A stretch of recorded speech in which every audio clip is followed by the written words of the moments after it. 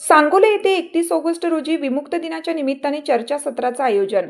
भटक्या विमुक्त समुदायासाठी 31 ऑगस्ट विमुक्त दिन हा महत्त्वाचा दिवस आहे। गुन्हेगार म्हणून लागलेला ठपका 1952 साली याच दिवशी गुन्हेगार जमातीचा कायदा रद्द केला।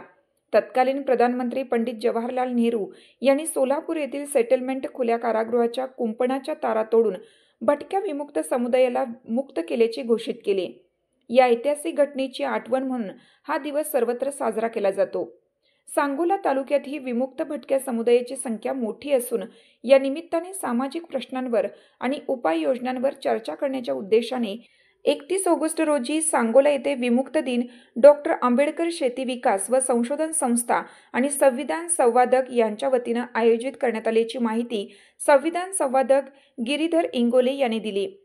ब्रिटिश सत्ताकाळात अनेक भटक्या आणि पारंपरिक समाज घटकांना गुन्हेगार जमात कायद्याखाली गुन्हेगार ठरवलं होतं। ब्रिटिश सरकारने 1871 साली भारतात गुन्हेगार जमात कायदा लागू केला। या कायद्यान्वये भटके आणि पारंपरिक व्यवसाय करणाऱ्या जमाती जन्मताच गुन्हेगार आहेत असा शिक्काच या कायद्याने लावला होता। गुन्हेगार म्हणून घोषित झाल्यानंतर या जमातीतील प्रत्येक पुरुष, स्त्री आणि मुलांवर गुन्हेगार असल्याचे घोषित करून त्यांना नजरकैदेत ठेवलं जात होतं।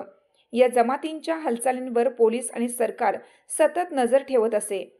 प्रत्येक व्यक्तीचे नाव, पत्ता, ठिकाण याची नोंद केली जाई। या जमातींना ठराविक पोलीस ठाण्यात नियमित हजेरी लावावी लागत असे।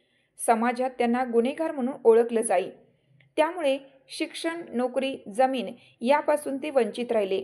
याचा परिणाम समाजाच्या सामाजिक, आर्थिक, शैक्षणिक विकासावर झाला आहे।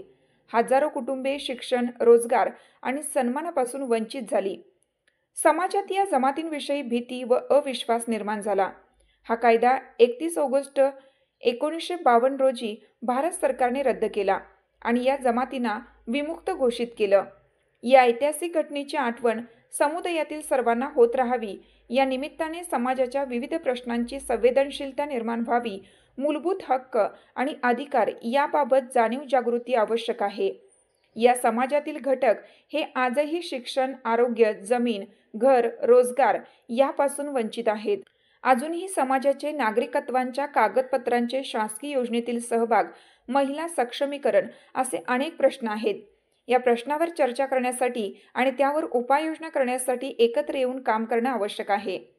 समाजातील युवक, युवती, विचारवंत कार्यकर्ते यांनी मोठ्या संख्येने या चर्चासत्रात सहभागी व्हावे असे आवाहनही संविधान संवादक गिरीधर इंगोले यांनी केलं आहे। शिवकाळ न्यूज चॅनलला लाईक, शेअर, सबस्क्राईब करून बेल आयकॉनवर प्रेस करून ऑल ऑप्शन्स सिलेक्ट करून रहा अपडेट। धन्यवाद।